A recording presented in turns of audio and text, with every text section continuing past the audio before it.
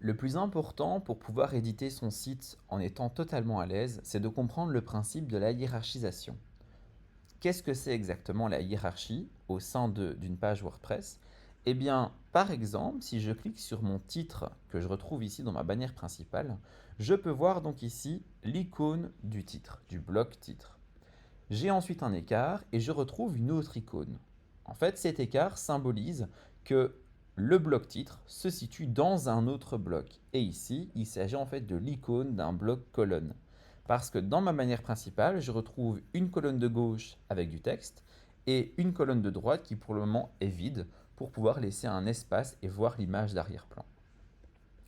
Afin de mieux voir la hiérarchie de ma page, j'ai différentes possibilités.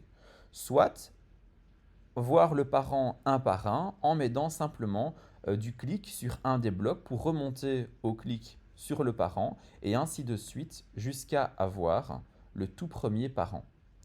Je peux également s'aider du fil d'Ariane pour comprendre où exactement se situe le bloc. On voit que j'ai un bloc titre qui se situe dans une colonne, la colonne que j'ai ici, qui se situe dans le bloc colonne général, vu que c'est à l'intérieur de ce bloc colonne que je peux ajouter autant de colonnes que je souhaite, qui est dans un bloc groupe, qui est dans un autre bloc groupe, qui va englober en fait ici la navigation et en dessous un autre bloc groupe avec justement le contenu. Et bien c'est ce bloc groupe là qui va pouvoir avoir l'image d'arrière-plan et un filtre de couleur noire pour ainsi noircir un petit peu l'image.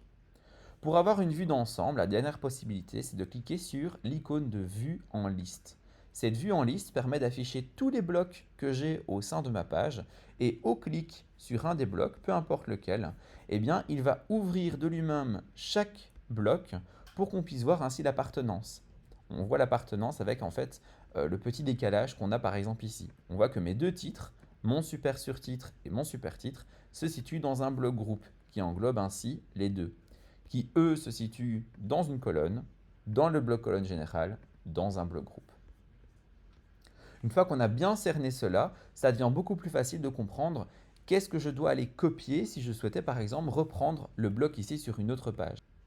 Eh bien, je peux utiliser l'une des trois possibilités. La première étant de cliquer sur un élément et remonter un par un jusqu'à finalement sélectionner le bloc qui englobe la totalité.